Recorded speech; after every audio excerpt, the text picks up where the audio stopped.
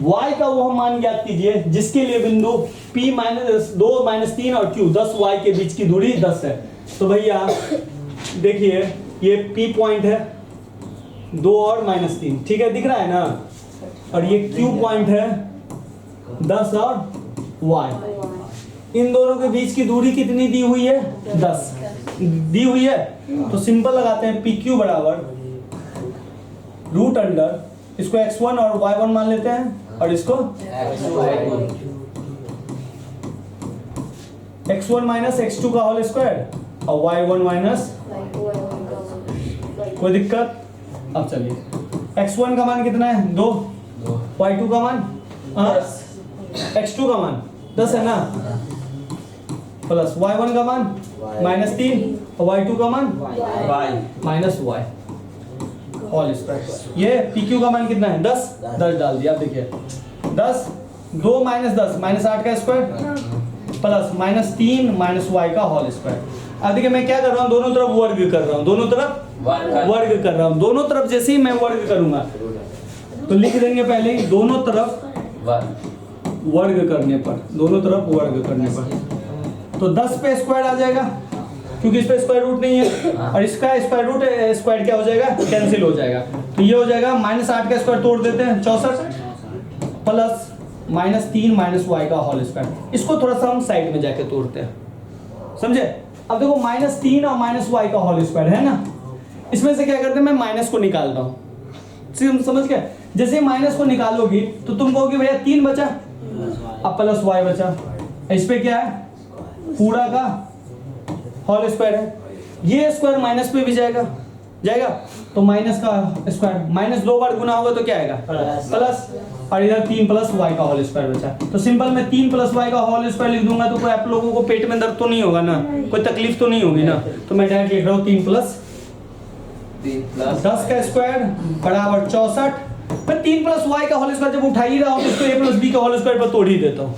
a का square 9, b का square y square और 2ab 6y। बात समझे भैया? a प्लस b का whole square a square plus b square plus 2ab, a के जगह पे 3 का स्क्वायर, b के जगह पे y का स्क्वायर, 2 फॉर्मूला वाला a 3 और ये हुआ। तो ये मैं डायरेक्ट इसको यहाँ पे डाल रहा हूँ, कोई दिक्कत नहीं ना है? तो बता दीजिए, है ना? चलिए हो गया। अब क्या करते हैं, 10 का स्क्वायर तोड़ेंगे तो 100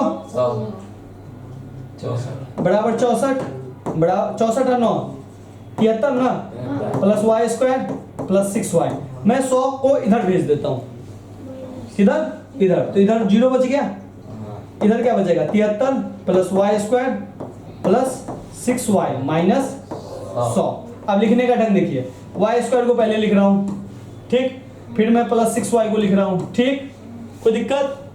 फिर मैं -100 को 73 से घटाऊंगा तो कितना आएगा? -27 बराबर 0 है, इस साइड बराबर 0 तो मैं इस साइड लिख देता हूँ, कोई दिक्कत नहीं ना? बच्चे सब क्या करते हैं, इस सबको इधर उठा के ले आते हैं, लाने में कोई दिक्कत नहीं, लेकिन सब माइनस में हो जाएगा, फिर माइनस आपको कॉमन लेके हटाना पड़ेगा। अब आइए 6y का ऐसा फैक्टर बनाना है जो 27 बन जाए, याद है? फिर से मैं करवा रहा हूँ, लास्ट वाला और फर्स्ट वाले को मल्टीपल करो, 27 आ गया।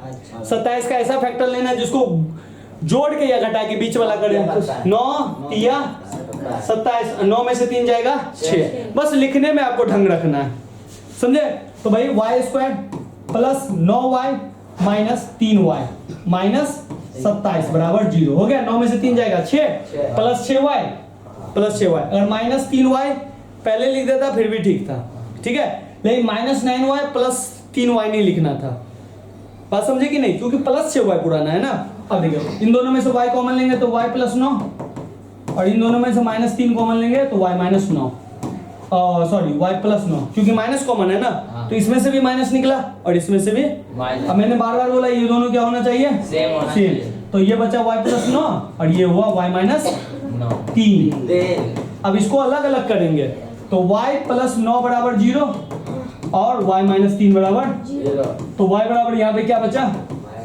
9 और यहाँ पे क्या बचा? y बराबर 3। कोई दिक्कत? तो y का वैल्यू -9 भी होगा और y का वैल्यू 3 भी होगा। दोनों आंसर है ना।